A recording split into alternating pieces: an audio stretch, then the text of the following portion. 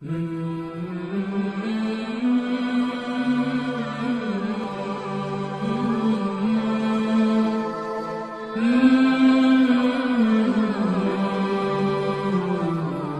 عليكم ورحمة الله تعالى وبركاته.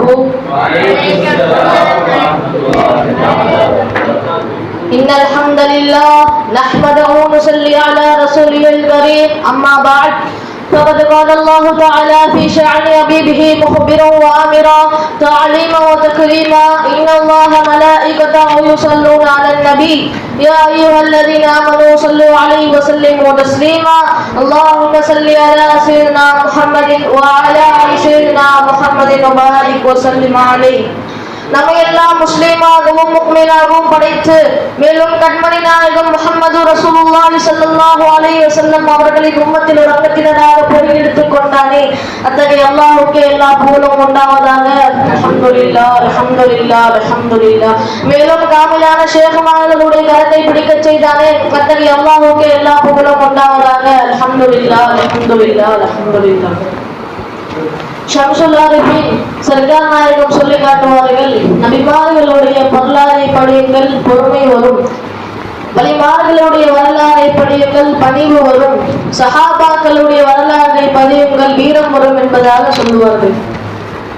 போரில் ஒரு நபரை ஒரு காபிரை கொலை செய்தால் அல்லாஹ் அக்பர் என்பதாக கூறுவார்கள். ஒரு சஹாபி இருந்தார்கள், 500 முறை இத்தனை முறை 500 முறை அல்லாஹ் அக்பர் என்பதாக கூறி காட்டினார்கள். அவர்கள் தான் ஹாலித் ரலியல்லாஹு அன்ஹு அவர்கள். அவர்கள் அந்த போரில் ஷஹீதாகின்றார்கள். அவர்களை குளிப்பாட்டுகின்றார்கள். குளிப்பாட்டும் போது உடம்பு முழுவதும் காயம், உடம்பு முழுவதும் காயம், உடம்பு முழுவதும் காயம் இருக்கின்றது அவர்களுக்கு. அவர்கள் ஈட்டியால் குத்தப்பட்ட காயம், நெஞ்சில் கீறப்பட்ட காயம், இன்னும் அனைத்து காயமும் அவர்கள் உடம்பில் இருந்தது. முகத்திலும் காயம் இருந்தது அவர்களுக்கு. அவர்களை அப்படியே திருப்பி போடுகின்றார்கள், குப்புற பறக்க வைக்கின்றார்கள். பார்த்து அனைவரும் திகைத்து விடுகின்றார்கள். ஒரு காயம் இல்லை, ஒரு காயம் கூட அவர்களுடைய பின்முதுகில் இல்லை. ஏனென்றால் வரலாற்று ஆசிரியர்கள் சொல்லுகின்றார்கள், எத்தனை போரை ஷஹீத் ரலியல்லாஹு அன்ஹு அவர்கள் சந்தித்திருந்தாலும், எத்தனை போரை வெற்றி கொண்டிருந்தாலும் ஒரு முறை கூட அவர்கள் பின்முதுகை காட்டி ஓடுவதில்லை என்பதாக வரலாற்று எழுதுகின்றார்கள்.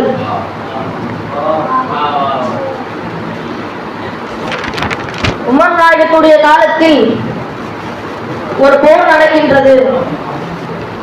அந்த போரில் எதிரிகளுக்கு சாதகமாக அவர்கள் கோட்டைக்குள் சென்று ஓய்வெடுத்து விட்டு மீண்டும் வந்து போர் செய்து கலைத்ததென்றால் மீண்டும் கோட்டைக்குள் சென்று விடுகின்றார்கள். அதே போல் தளபதிக்கு என்ன செய்வது என்று தெரியவில்லை. அங்கிருந்து ஒரு சஹாபி வருகின்றார்கள், மிகவும் ஒல்லியாகவும் பலகீனமாகவும் இருக்கின்றார்கள். அவர்கள் பேர் தான் சுராக் இப்னு வாலித் ரலியல்லாஹு அன்ஹு. அவர்கள் வந்து என்னை சுற்றி கவசத்தால் சூழப்பட்டு என்னை அந்த கோட்டைக்குள் தூக்கி விசிறுங்கள், நான் அந்த கதவை திறந்து விடுகிறேன் என்பதாக அந்த சஹாபி சொன்னார்கள்.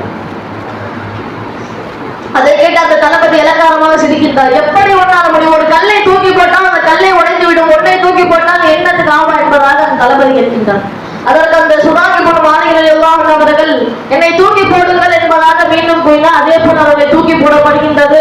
அவர்கள் அங்கிருந்த எல்லா காப்பிலும் அடித்து அவர்கள் வெட்டி சரப்போல் சாய்க்கின்றார்கள், கதவையும் திறந்து விடுகிறார்கள். அந்த கோட்டையுடைய பேர் ஹதீகத்துர் ரஹ்மான் என்ற கோட்டையுடைய பேர் ஹதீகத்து தம் என்பதாக. ஏனென்றால் அவர்கள் முட்டுக்கால் வரை ரத்தம் ஓடியது. அவ்வளவு காபிர்களையும் சரப்போல் வெட்டி சாய்த்தார்கள் சஹாபாக்கள். உமர் இப்னு கத்தாப் ரலியல்லாஹு அன்ஹு அவர்கள் கிறிஸ்தவருக்கு எதிராக கடிதம் எழுதுகின்றார்கள். அதில் அவர்கள் எழுதுகின்றார்கள், இன்னமாய கௌமன் யுஹிப்பூனல் மௌத கமா யுஹிப்பூன ஆஜிமுல் ஹம்ர். என்னிடத்தில் ஒரு கூட்டம் இருக்கின்றது. அந்த கூட்டம் எப்படிப்பட்டது என்றால், நீங்கள் எவ்வாறு மதுவையும் மாதுவையும் விரும்புகின்றீர்களோ அதே போல் மரணத்தை விரும்புவார்கள். அவர்களை மட்டும் நான் அவிழ்த்து வைத்தால் உங்கள் ஒருவர் கூட உசுரோடு இருக்க மாட்டார்கள் என்பதாக அந்த கடிதத்தை எழுதுகின்றார்கள். மரியாதையாக வெற்றியை ஒத்துக்கொள்ளுங்கள் என்பதாக, தோல்வி ஏற்றுக்கொள்ளுங்கள் என்பதாக கூறுகின்றார்கள். ஒரு சஹாபி இருந்தார்கள், அவர்கள் நொண்டி சஹாபி. அவர்களால் ஒழுங்காக ஒரு போருக்கு சென்றாலும் தொடர்ந்து விடுகின்றார்கள், அவர்கள் போரும் செய்ய முடியவில்லை. அவர்கள் ஒரு நாள் வீட்டில் அமர்ந்து கொண்டிருக்கும் போது என்னுடைய மனைவி வேண்டும் என்று சீண்டுகின்றார்கள். நீங்களும் நொண்டி, உங்களால் போருக்கும் செல்ல முடியாது, உங்களால் இந்த பயனும் இல்லை, உங்களால் இந்த பிரயோஜனமும் இல்லை என்றுதான் சீண்டுகின்றார்கள். அந்த சஹாபிக்கு போரும் தெரிகிறது. வேகமாக போர்க்களத்திற்கு சென்று காப்பீர்களை வெட்டி அங்கே ஷஹீதாகின்றார்கள். இந்த நிலையில், நொண்டியான நிலையில், நாம் நடப்பதற்கே கஷ்டமாக இருக்கும் அந்த நிலையில் அவர்கள் போர்க்களத்திற்கு சென்று ஷஹீதானார்கள். அவர்கள் அங்கே ஷஹீதானவர்கள் ஒட்டகத்தில் அவர்கள் ஏற்றி அவர் வீட்டுக்கு பக்கம் சென்றார் என்று பார்த்தால் அவர்கள் செல்லவில்லை. அந்த ஒட்டகம் நகரக்கூட மாட்டுகின்றது. ஏனென் அவர்கள் அடிக்கின்றார்கள், ஜாட்டையா அடிக்கின்றார்கள், நகரக்கூட மாட்டுகின்றது. ஏனென்று நாயகம் சொல்லுகின்ற அல்லாஹ்வுடைய நாட்டமா இருக்கும். இவர்கள் வரும்போது ஏதேனும் கூறிவிட்டு வந்தார்கள் என்பதாக ஒரு மனைவிடம் கேட்டால் அந்த மனைவி சொன்னார்கள், இவர்கள் கூறும்போது யா அல்லாஹ், நான் இந்த போரில் ஷஹீதாக வேண்டும், என்னுடைய மனைவியும் பிள்ளைகளும் முகத்திலும் முழிக்காமல் வீட்டு பக்கம் கூட வரக்கூடாது என்பதாக கூறினார்கள் அந்த சஹாபி. அப்போது எப்படி அந்த ஒட்டகம் நகரும்? அங்கேயே குதித்தார்கள் சஹாபி. எவ்வளவு வீரம்! அல்லாஹு அக்பர்! கைபர் போரை பிடித்து கிழித்தெறிந்தவர்கள் என்னுடைய சஹாபாக்கள். எந்த உமர் நாயகத்தை கண்டால் ஷைத்தான் அடுத்த தெருவிற்கு ஓடுவானோ, எந்த உமர் நாயகத்தை கண்டால் குறைஷிகள் எல்லாம் நடுங்குவார்கள், அந்த உமர் நாயகத்தை சட்டையை பிடித்து சமத்தில் அடித்தவர்கள் என்னுடைய ஹம்ஸா ரலியல்லாஹு அன்ஹு அவர்கள். நாயகம் மாபெரும் நாட்டிற்கெல்லாம் கடிதம் எழுதி அனுப்பி வைக்கிறார் இஸ்லாத்தை ஏற்பதற்காக வேண்டி. எந்த பதிலும் வரவில்லை. சஹாபாக்களை அனுப்பிவிடுகின்றார்கள். அங்கு ஒரு சிகப்பு கம்பளம் விரிக்கப்பட்டிருக்கும், பெரிய பெரிய அரசர்களால் நடப்பதற்காக வேண்டி. எந்த சிகப்பு கம்பளத்தை அமைச்சர்களும் அரசர்களும் கால் வைக்க பயப்படுவார்களோ அந்த சிகப்பு கம்பளத்தை ஈட்டியுடைய முறையை குத்தி ஓட்டியிட்டுக் கொண்டவர்கள் என்னுடைய சஹாபாக்கள் அனைவரும் திகைத்து நின்றார்கள். யார் இவர்கள்? இவர்கள் மனிதர்களா? இவர்கள் மனிதர்களே அல்ல. இவர்களுக்கு எவ்வாறு இவ்வளவு வீரம் வந்தது, எவ்வாறு இவர்களுக்கு இவ்வளவு தைரியம் வந்தது என்பதாக அனைவரும் வாயை மூடிக்கொண்டு அமர்ந்திருந்தார்கள். எதுவும் செய்ய முடியவில்லை. என் சஹாபாக்களுக்கு முன்னால் இப்னு ஆசிர் ரலியல்லாஹு அன்ஹு அவர்கள், இப்னு ஆசிர் என்பவர் சஹாபாக்களுடைய அனைத்து வரலாறையும் புத்தகமாக எழுதுகின்றார்கள். அவர்கள் எழுதி அதற்கு என்ன பேர் வைப்பது என்று தெரியவில்லை. இரவு தூங்குகின்றார், தூங்க முடியவில்லை. இரவு புரள்கிறார், எந்த ஒரு பேரும் எந்த பேரும் மண்டையை எட்ட கூட மாட்டேங்கின்றது. சில நாள் கழித்து அவர்கள் பேனாவுடைய முனையை பிடித்து முதல் பக்கத்தில் உஸதுல் வாபா, கானகத்து சிங்கங்கள் என்று என்னுடைய சஹாபாக்களுக்கு பெயர் வைத்தார்கள். அல்லாஹு அக்பர்!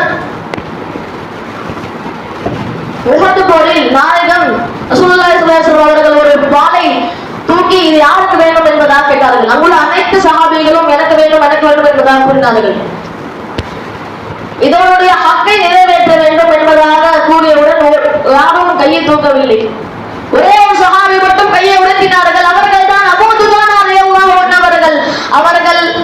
அவர்கள் பொறுத்திருக்க முடியவில்லை. அவர்களால் அந்த உஹது போரில் சிறிது அவர் காத்திருக் கொண்டிருக்கின்றார்கள். காஃபிர் அந்த பக்கம் கூட்டத்தில் நின்று கொண்டிருக்கின்றார்கள். இவர்களால் நாயகம் ஒரு வார்த்தை சொன்னார்கள். அவர்களுக்கு காதில் ஒலித்துக் கொண்டே இருக்கின்ற அவர்களால் அந்த பொறுமையை காத்திருக்க முடியவில்லை.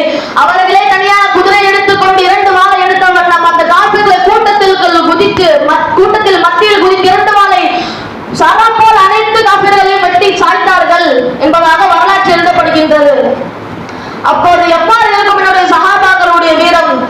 3ஆம் போரில் 3000 பேர் கொண்ட படையை ரசூலுல்லாஹி ஸல்லல்லாஹு அலைஹி வஸல்லம் அவர்கள் தயார் செய்தார்கள். அதில் ஸைத் பின் ஹாரிஸா ரலியல்லாஹு அன்ஹு அவர்களை தலைவராக நியமித்தார்கள். அவர்களும் ஷஹீதாகி விட்டார். ஜாஃபர் இப்னு அபூ தாலிப் ரலியல்லாஹு அன்ஹு அவர்களை நியமித்தார்கள். அவர்களும் ஷஹீதாகி விட்டார். அப்துல்லாஹ் இப்னு ரவாஹா ரலியல்லாஹு அன்ஹு அவர்களை நியமித்தார்கள். அவர்களும் ஷஹீதாகி விட்டார். நீங்களே யாராவது தேர்ந்தெடுத்துக் கொள்ளுங்கள் என்பதாக அவர்கள் கூறினார்கள். எதிரியாக ரோமபுரியின் மன்னன் ஹெர்கலின் தலைமையில் 2 லட்சம் பேர், எத்தனை? 2 லட்சம் பேர், கற்பனை கூட செய்ய முடியாது. 3000 பேர் எங்கே இருக்கின்றார்கள்? 2 லட்சம் பேர் எங்கே இருக்கின்றார்கள்? நாம் என்ன எண்ணுவோம்? கண்டிப்பாக சஹாபாக்கள் தோல்விதான் என்பதாக நாம் எண்ணுவோம்.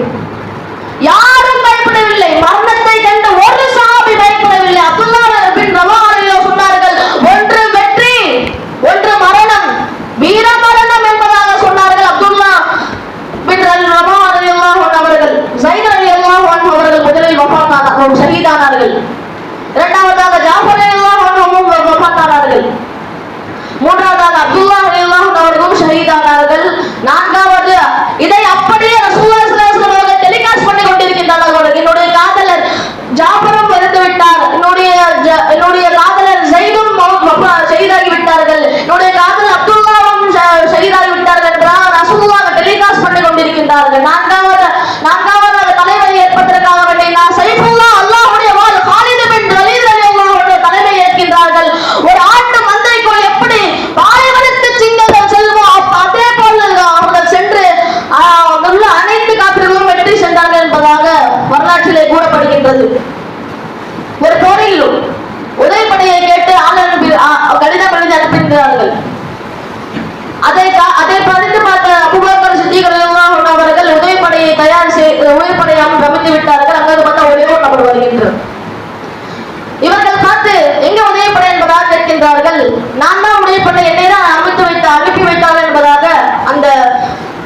காக்கரையெல்லாம் அவர்கள் கூறுகின்றனர்.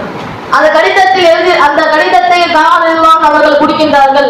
அபூபக்கர் சித்திக் ரலியல்லாஹு சொல்கிறார்கள், காக்கரையெல்லாம் இவர்கள் சென்ற ஒரு போரில் கூட அவர்கள் தோல்வி கண்டதில்லை. ஒரு போரில் கூட அவர்கள் காபிர்களுடைய தலையை 200 தலையை வெட்டி சாய்த்ததாக இல்லை என்பதாக கூறி இவர்கள் ஒருவர் 1000 பேருக்கு சமமானவர்கள் என்பதாக கடிதத்தில் எழுதியிருந்தார்கள். எத்தனையோ போர்க்களத்திற்கு சென்று காபிர்களுடைய தலையை சரம் போல் சாய்த்தவர்கள் என்பதாக காக்கரையெல்லாம் அவர்கள் என்பதாக அந்த கடிதத்தில் எழுதினவர் நண்பர்களே. ஆகவே சஹாபாக்களுடைய வீரத்தை நாம் பார்த்தால் சஹாபாக்களை போன்று நாமும் வாழ அல்லாஹ் தஆலா அவர்களுக்கு தௌஃபீக் செய்வானாக. வ அல்ஹம்துலில்லாஹி ரப்பில் ஆலமீன்.